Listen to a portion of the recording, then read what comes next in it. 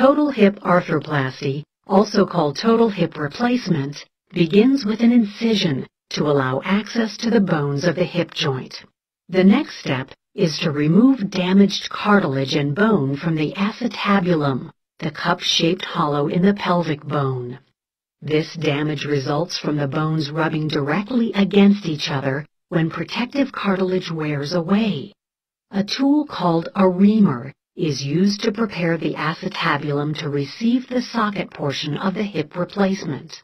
This metal and plastic combination is called the acetabular component and is fitted into the newly reamed bone surface. The outer metal part of this component, sometimes called a cup, fits directly into the socket. The inner plastic portion has a hollow to hold the replacement for the ball-shaped bone at the top of the thigh bone or femur. The outer metal part is rough to help bone grow into its surface over time to lock the artificial socket in place. The next step is removing the ball-shaped head of the femur or thigh bone and preparing the femur for placement of the stem portion of the component. A metal ball is attached to the end of the stem and fits into the artificial socket in the hip bone. Together, these components replace the natural ball and socket joint.